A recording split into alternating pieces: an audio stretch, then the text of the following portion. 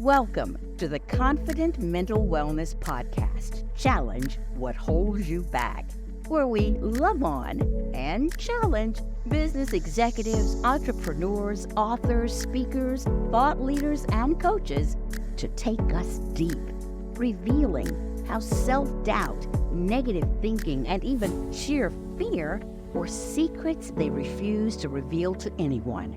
Secrets that once held them back. We'll hear how these leaders cast off the fear, excuses, and setbacks to move forward with purpose and passion. How they activated a mindset that set them up for success. Welcome once again to Challenge What Holds You Back. I'm Stephanie King Mattingly, your host. We have a special guest today. Now, you know I don't usually read long bios on the show. We just jump right into the topic. But today, I want to share something with you. It's brief. From this gentleman's website. Since 2009, I've been helping entrepreneurs and businesses become more productive through proper priority planning and outsourcing. Over that time, I've spoken and trained all over the world and have conducted over 3,000 one-on-one consulting sessions. He says, I speak not from grand success, but epic struggles, failures, and experience. May my lessons become your fortunes. And with that, I introduce you to Beejel Parmar, who is the founder and CEO of Be Epic Consulting. So, Beejel, welcome to the program. So glad you're here. Hey, thank you for having me, Stephanie. Thank you. I'm looking at today's conversation. That's what I want to get into, the epic struggles, the failures, and the experience. What lessons you brought out of all that you have accomplished since 2009. Beejel, in the beginning, what held you back? Well, I think before we go to what held me back, I think we have to look at the entrepreneur's aspirations and why we become entrepreneurs, right? Many of us have come out of corporate jobs or businesses, that we were employees in. In my case, I graduated from university. I'd seen my father work 25 years for a bank, the same routine pretty much every day for 25 years. And right after graduation, I was invited to an opportunity seminar where I was introduced to network marketing. Now, back in that time, the picture that they often painted was you work a few hours a week and, you tell a few friends and you're going to, become a multi-millionaire within 2-3 years. That's Right. what they said. Yep. And they show you the back then it was on the cassette tapes, the VHS tapes they put in. Sit down and you see the speedboats and the mansions and the cars, and I was a young 21, 22-year-old, and I thought, oh my God, this is amazing. So I jumped into entrepreneurship. I was still working. I jumped into entrepreneurship. Long story short, it's never that simple. So I think off the bat, the lure of entrepreneurship, what the gurus sell us, that, hey, work for yourself, don't work for a boss, your own time. It's like the adage that says, we give up a perfectly good 40-hour per week job and then enter into an 80 per hour week business, right? It's true. Most entrepreneurs I know, they work harder and longer than most people in who have a job, but nowhere in that onboarding, nowhere in that uh, journey are we sat down and explained, hey, entrepreneurship is not for the faint of hearted. It is going to be challenging. It's going to be a struggle, and it's going to test you. Now, through that, you are going to grow in ways that, most jobs will never provide for, right? They'll never give you that same. And I think, and that's why I think a lot of entrepreneurs do struggle with mental health challenges. It's because, we're not taught this really at school. We're not taught how to manage this at school. We're not even given the fundamental education of what do we have to do to look after our mental health as we become entrepreneurs. Now, I'm not saying that it's just entrepreneurs. I mean, everybody, has struggles and challenges, but I think I saw a number yesterday, Stephanie, 800,000 businesses failed in the US last year. Okay.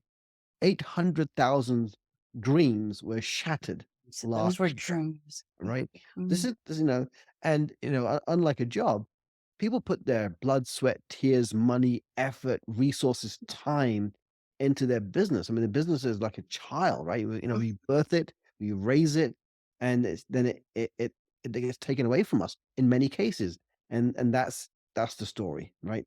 Yeah. So that's the start. In my story, Yes. I left my so after graduation, I dabbled around with, network marketing just kind of as my start, but didn't really pursue it that too much. Mm. Long story short, I was in the UK. I moved to the US in '97. I was in Chicago for a year, an incredible time. Still working for an engineering company at the time. 3 years into this, a friend of mine invited me to join him in partnership in a business. Okay. And around the same time, my oldest daughter was going to be born. I thought this might be a good time to kind of get away from the corporate world where I was doing a lot of traveling. I enjoyed it. I didn't, did not dislike it. I just happened to be doing a lot of traveling and thought, being able to stay at home, more flexible, being able to raise Mhm. my daughter would be a really great thing. I moved from Chicago, quit my job, moved from Chicago to San Diego and embarked on what I thought was going to be a dream come true. Only to find out a year and a half later that my then partner was misleading us, lying to us. And as a net result, we pretty much lost everything. Yeah. This is around 2002.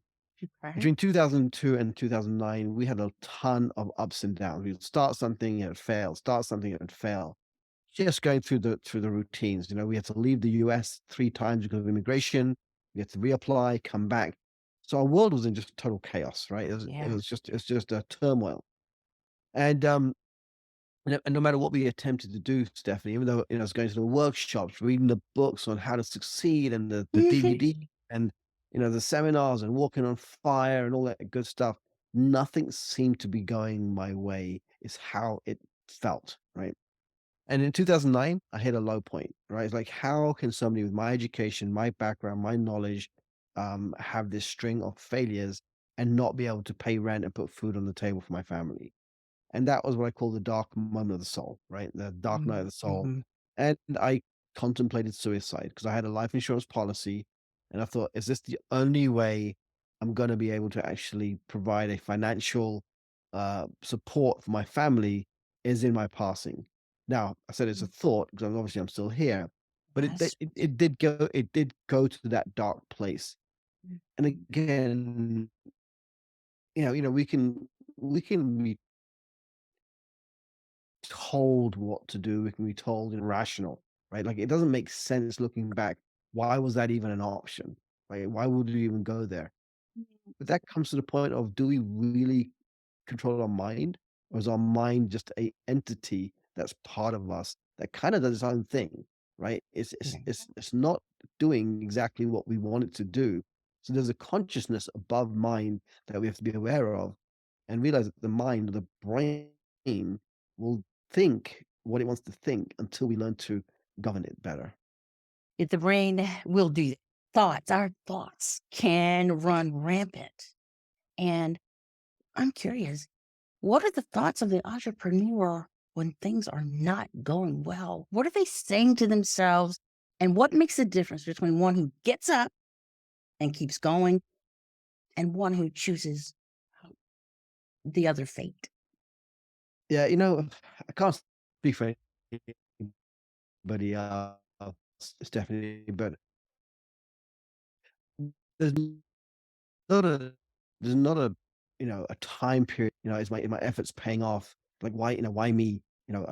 So there's a whole range of thoughts that we have to almost live with, but understand that we are not our thoughts, right? That doesn't define us. They're gonna be there. The thoughts are gonna be there. It's what do we allow to pass through, and what do we allow to you know define us, right? So thoughts don't define who we are, right? We can't stop a thought from just popping into our head, but Mhm. we can decide what we do around it. We can learn how to govern it better. Again, I don't claim to be a mental health expert. I don't claim to be a meditation expert or a mindset expert, whatever. I'm just sharing from many years of just, for myself and working with clients in the entrepreneur space, um, you know, how that seems to show up for people. Yeah. So you did get past your challenges. I've been listening. I heard that you went to a very, very low, low place. But was there something that you discovered that that came up that was keeping you from achieving what you wanted? Did you ever discover what that was to turn it around? I think there's many things. I don't think there's a single factor. There's no secret formula. There's not. I think there's, the in the end, it comes down to, some several factors, right? I think we have to just first acknowledge what we are thinking and what we're feeling and what we are doing, and realize that if we're not creating the results that we want in our life and our business, it often come down to because we're not doing the right things, right? Bottom line. Now, there are some situations which is outside our control. There are external factors, that can, impact us. But for a lot of people, it's the choices we make. Are we doing the right things to even produce the right results? Sometimes we don't know what the right things are. That's where we go to coaches, mentors, courses, seminars to figure out what is the right thing. It can even come back to a step before that, Stephanie, which is, are we choosing to do the right things based on our personality? A lot of times, the reason we struggle with what we are doing is because we've just simply chosen the wrong vehicle and going down the wrong path, right? It was never our vehicle, and it's never our path. So that's part one. It's like sometimes we've got to go back to basics and say, have we chosen the right business vehicle or income vehicle? Are we now if we have, are we traveling down the right path to achieve the kind of goals we need or the results we achieve, for the life we wanna live, right? Um, so these are some fundamentals that people often get wrong right from the get-go. And now, if you choose the wrong vehicle and you choose the wrong path, you're gonna struggle. I mean, you might achieve success, but it might be a lot more of a struggle. So part of this is the education in terms of, just because someone says it's a good idea, it doesn't mean it's a good idea for you. And I think, when it comes to personal, westernized personal development, where everything is like a weekend fix, a weekend certification, get it now. I want it now. You know, um, I think that we're not prepared to do the real work to actually achieve success. People, will start something. If they don't see results quickly, they'll change. We'll go from seminar to seminar, workshop to workshop, adding on multiple, income streams. And, we're sold this concept of multiple streams of income, right? Because the person who's selling it to you wants to sell you another income stream. So they got to sell you that the concept of multiple income streams first. There's nothing wrong in multiple income streams. What's wrong is that if you're a solopreneur or struggling with one income stream, what makes you think by doing 10 income streams, you're going to get any wealthier?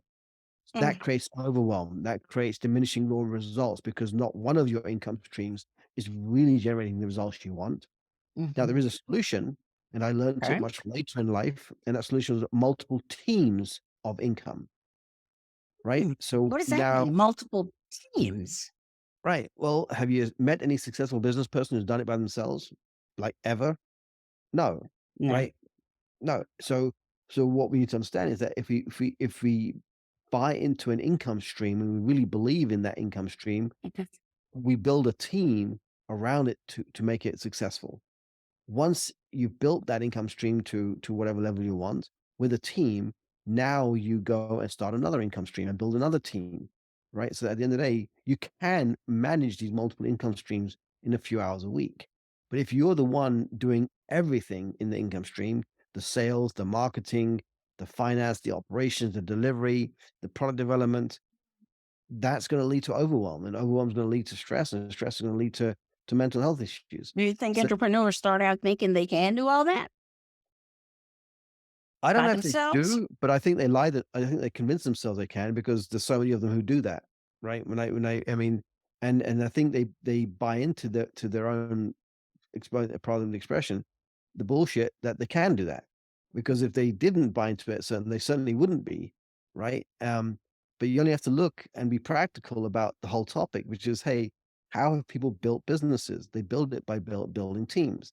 Now, that's why I'm in the industry I'm in, Stephanie, because I know that a lot of people are on tight budgets, right? It's like, well, hey, that's great for you to say, Bijal, multiple teams, but I can't afford to have multiple teams. Well, I guarantee you can afford about $5 per day because we've created programs where you can work with someone overseas, for an hour per day that can take on a little bit of work off your plate. And And that's once what they've done you that, do, right? With your outsourcing, with the Be Epic outsourcing is exactly. virtual assistance. And that again, some of my learning was that, when I read, so my world started to change in 2009 when I read the book, the 4 Hour Work Week by Tim Ferriss. And it was then I really started to understand the concept of outsourcing, because until then, I was in the mindset of I can't afford to employ somebody. And it's true, I couldn't afford to employ somebody in the US, but now we have access to global workforce. So we can have people who can do logos, websites, all the stuff, help us with our bookkeeping, our follow up, our day-to-day admin stuff, right? Whatever it may be, social media, LinkedIn. And for about $5 per hour, you can have somebody on your team. And even if you're on a very tight budget, even if you're brand new, can you afford $5 per day to get the help to do stuff that either you hate doing or the stuff that you're not doing that can, help you in your business? And that's kind of where the whole thing started, Stephanie, in terms of for me. Now, it doesn't mean, Stephanie, that when you find the right thing that, your mental health things just disappear. Right, you got Just help now. Isn't that what I needed? I need to just bring a team together. They'll help me do this, yeah. right? So, and so even today, look, there are sometimes days you wake up and you just don't feel good, but as you mature, you kind of know better that you can't you can't just stay stuck, right? You got to find the help that you need. But then that's kind of like the story so far. That's the story so far. So I kind of wondered, I mean, making that statement about, oh, just get a team, make it happen. But is that where the mental wellness suffers because we just don't have help? And if I just could just bring some people on No, I and I, I hand think the work off to them, then I'll be okay. I think it's one of many potential support systems, right? Getting help is one thing, but there's some other fundamentals, Stephanie. Like, I was just reading recently that the basics, you know getting enough sunlight, right? Mm, Getting just moving your body around, mhm. right? Drinking water, proper rest, meditation, nutrition. Nutrition is huge, Stephanie, in terms of our body's ability to produce the hormones and the all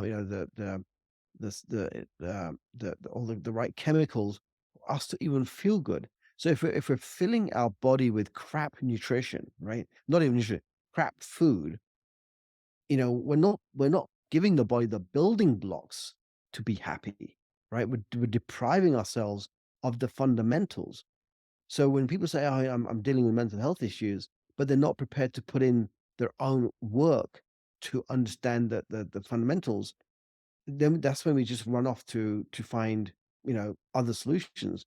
But again, it goes back to, are we doing the fundamentals? Same for health, Stephanie, right? There's no magic pills, if we're not, no magic pill's going to help if we're not willing to do the basics, right?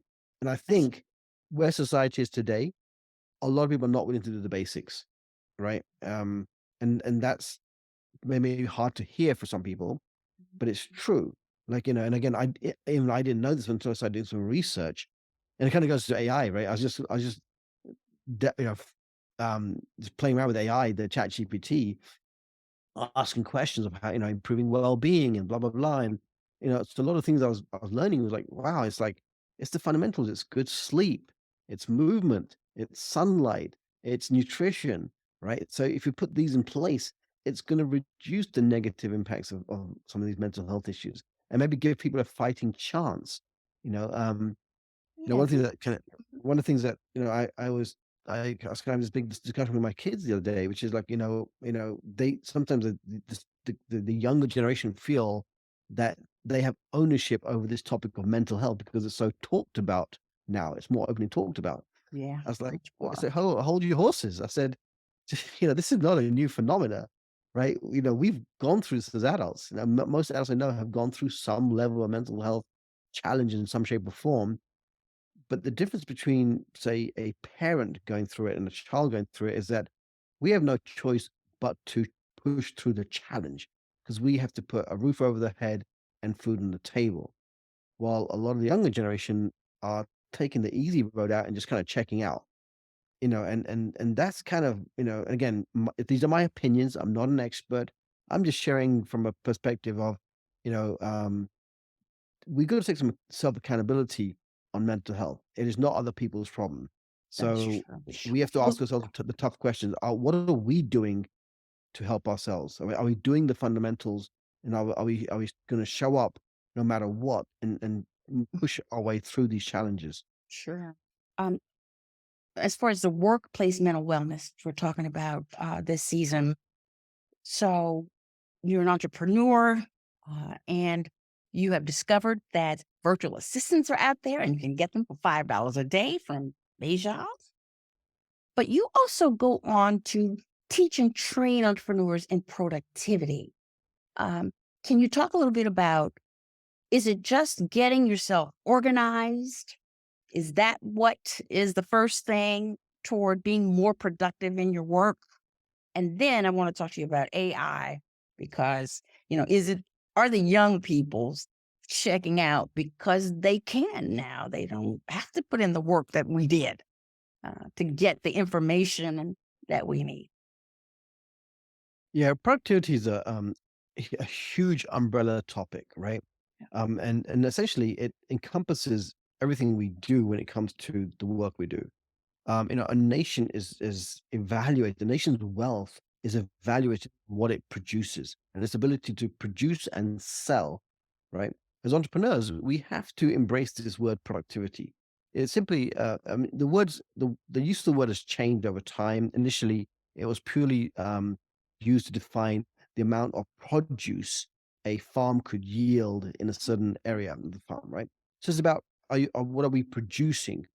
Today, the word productivity includes efficiency, like how much are we producing and how much resources and sorts of time are we using to produce that result? In what state are we producing result? Are we producing results in a happy state, in a stressed out state?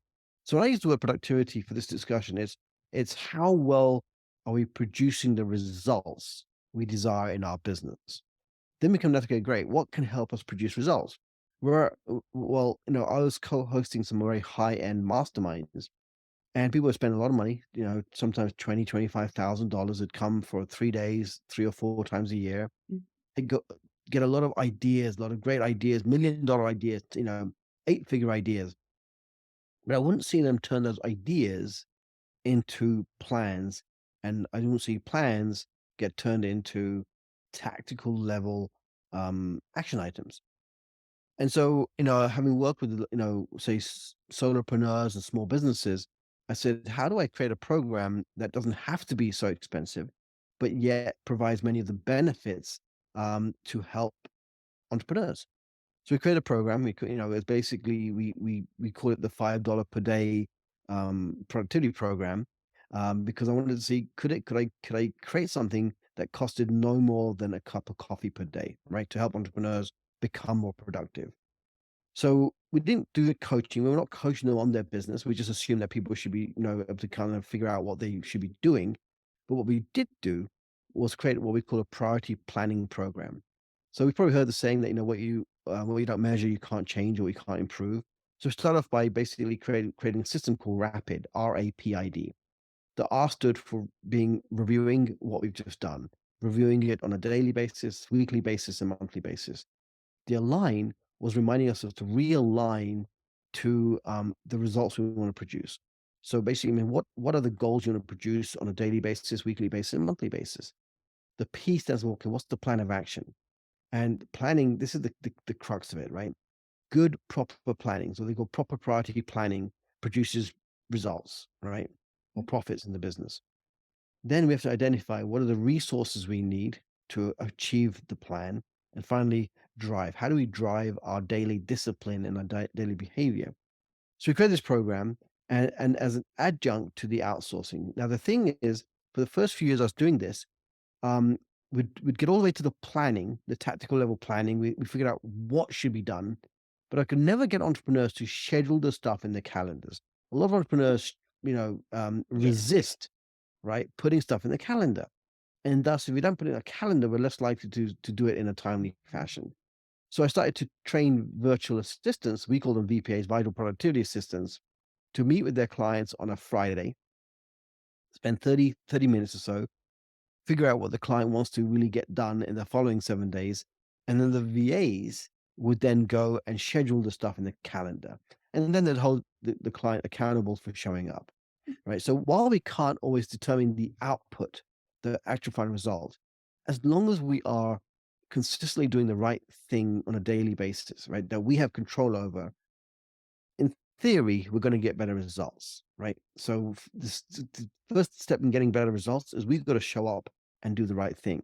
So this was a little bit of kind of a flip flop of the use of VAs. Normally, people give work to the VAs to do. In this case, we're using VAs to ensure that the client did the right work themselves, because they're still part of the team. Yeah. So the client depends on the VA to tickle, to remind them. This is what you said you wanted to accomplish. And Exactly. I can imagine that might be just what an entrepreneur needs. Just somebody besides themselves reminding them this is the next step. This is where you said you wanted to go, and this is what you said you Exactly. wanted to accomplish. So Yeah. let's get it done. Do so for an entrepreneur, his or her mental wellness, how does that trickle down into the business, into employees or VAs? How does the owner's mental wellness affect the productivity of the team? Well, I think when we're having a bad day, Stephanie, it's hard to be productive, right? And even if we push ourselves through it, we often end the day feeling kind of stressed and overwhelmed, right?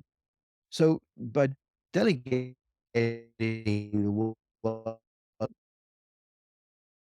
out, we delegate you do enjoy doing, so that improves knowing what you're doing more. Hopefully, start producing better results for yourself. So quite often, 80% of what we do on any given day is things that we don't actually want to do, right? So once these Yes. things happen, we either do it and just don't like it and we feel drained at the end of the day, or we don't do it and we kind of find other things to do which are not that important, but they feel better. So that's the key thing is right. When we start to delegate work out, we're delegating, so we end up delegating the stuff that we just dislike doing, Mhm. and it's not the best use of our time. I can see how that would bring a lot of relief. But I'm wondering, as you're talking, so you have the VPAs, and now AI is on the scene. Is that a conflict, Beejel? I mean, will AI Yeah, put your VPAs out of that's business? That's a great question. Um, from the day I started this back in God, it's 2009. And when we did our big events, this would always come up. Somebody would always ask me during the event, will AI end the VA business? And I didn't pay too much attention. I just said, we'll deal with it when it happens, right? And it's not going anywhere. Um, but what did happen is it didn't replace the VAs. It's giving VAs the ability to do things that we might have to pay people $50 or $60 to do, right? So no, it's not no longer just about hiring cheap labor. It's about hiring labor that can use AI to do things that would have normally costed us hundreds of dollars to get done. So it's changed the game in many ways. Because here's the thing, just because we have AI, it doesn't mean that we're going to be using the tools any more effectively than the other tools that have been around, right? AI is just an evolution of tools. But, Right. Oh, yeah. many of the tools that we've been using, that you may be using, have some AI component. It Mhm. just wasn't big news, right? But all of a sudden we've got AI. AI is just another evolution of software. It's a whole new branch of software, but it's a question we have to ask ourselves is, are we more likely to use it because it's new software, or are we going to fall back on our old behaviors and resist doing things? This is where VAs and AI come in, and they actually work really well together. We call So them we could basically we term it, AI enabled virtual assistants. AI enabled. virtual assistant. So your VPAs, and instead of AI taking them out of business, we know that's not going to happen. Instead, you train the VAs to be able to run the AI for the entrepreneur who needs that kind of accountability and help. Yeah. And also because of this, we no longer we no we no longer call our virtual assistants. Now the word virtual assistant literally means an AI technology. So we call them vital assistants Vital. because they're still doing vital work in our business. So we use the word virtual assistant to literally mean a piece of software, and we use the word vital assistant to literally mean a human being supporting us in the business. Has that changed, totally changed the business that you're in? Are you moving toward AI enabled vital assistance? But yeah, we've already moved. I mean, we moved earlier this year, so all of our VAs now get trained on AI. Now, I'll clarify here.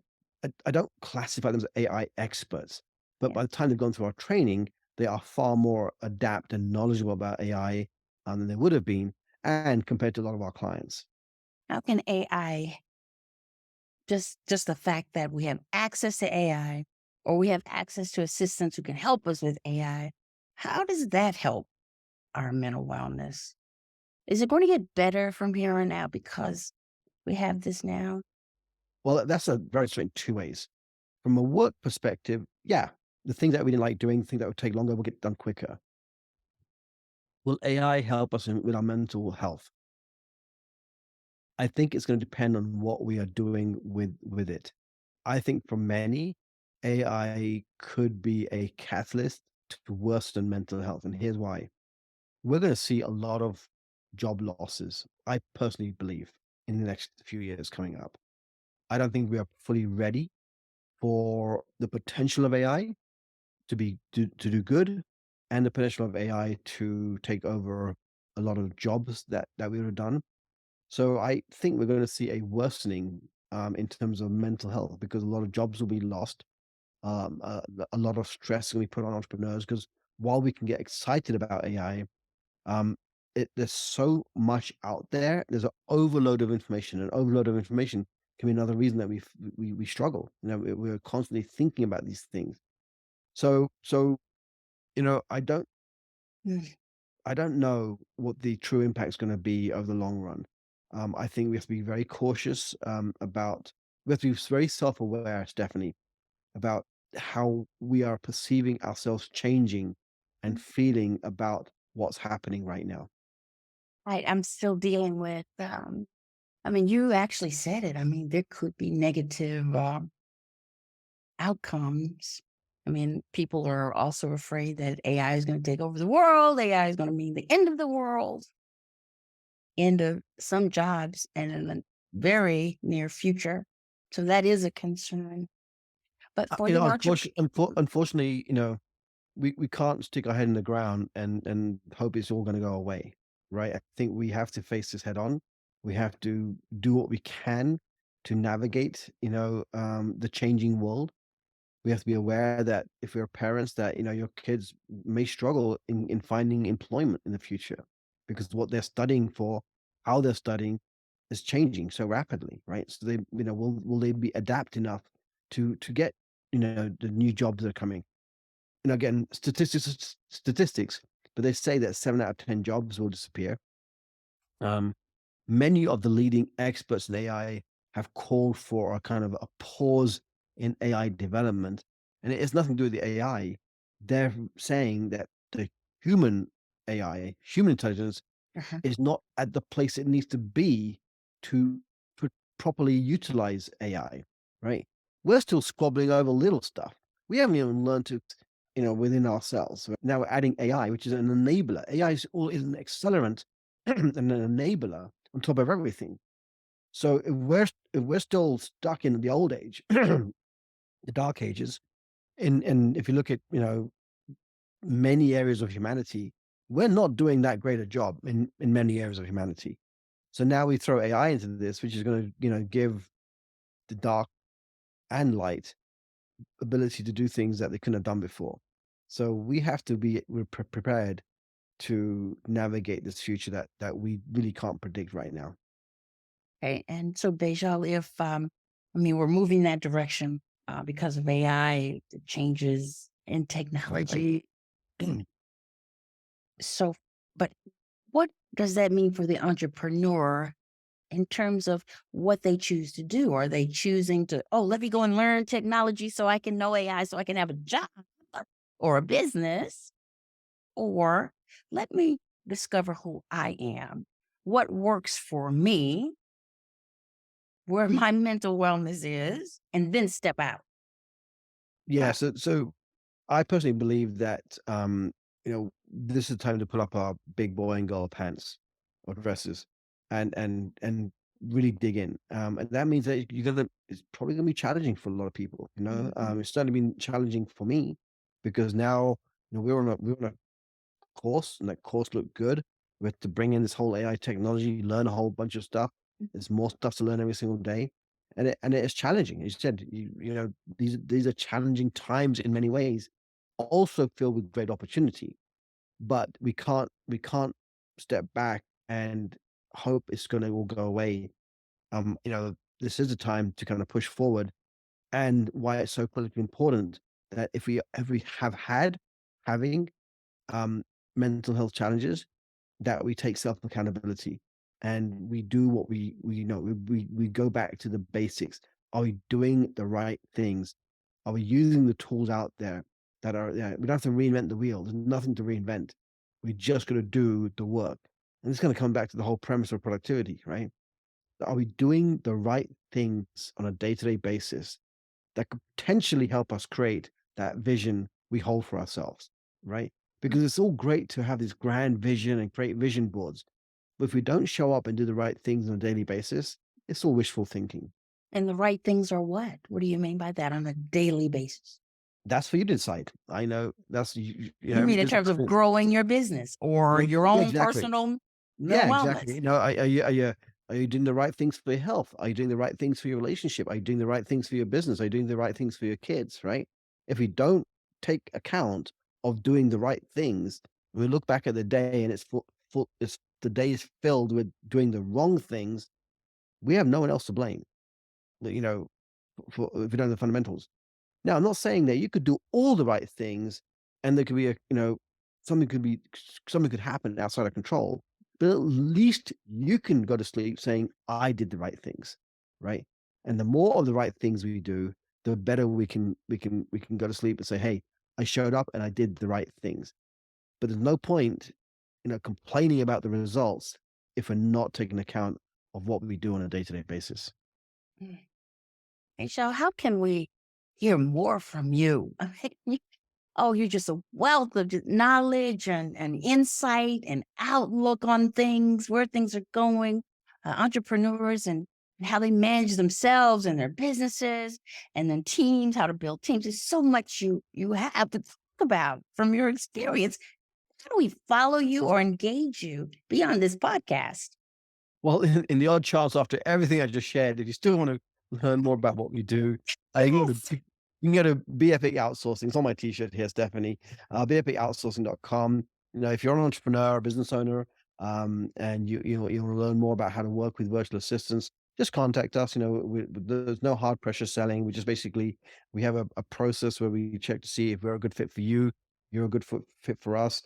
My VA team in the Philippines are amazing people, caring people, and we'll do our best to serve you right. Sure. So that's beepicoutsourcing.com. And on Correct. social, you're on social media, of course. Yep, yep. And if you do you have any special thing you want to offer or closing words for our listeners? Yeah, it's basically the definition of what this word "be epic." So the bee is our symbol. The bee is a very productive creature in the short life it has. Every bee has a unique purpose. The bee serves the hive, and the bee serves humanity. So as entrepreneurs, I like to say that we should be more bee-like. We should serve our unique purpose. We should serve our community, and we should serve humanity. And the word epic, obviously, we're all on our own unique epic journeys through life. But the word epic in this case means being efficient, which is the best use of time. right? We have to value time because it's limited. Peace stands for productivity. In the time we have, what are we going to produce? And the way we produce it is being intentional. The I stands for being intentional, planning, thinking, choosing the right paths, choosing the right careers, choosing the right things to do. And the C is about completion. That do we complete what we say? It's about commitment and completion of what we say. Essentially, are we honoring our word today to honor the future version of you? Beautiful, beautiful. Beejel Parmar, CEO and founder of Be Epic Outsourcing. Thank you for joining us for Challenge What Holds You Back. Because everyone's journey to confident mental wellness includes challenges, you're going to find a lot of value in our newest book, The Secret You Hide Holds You Back, How Letting Go Sweetens Life and Makes You Free. It's coming soon. If you know of a leader who would be perfect for this podcast, they've cast off the fear, excuses, and setbacks to activate a mindset that sets them up for success, please send them my way.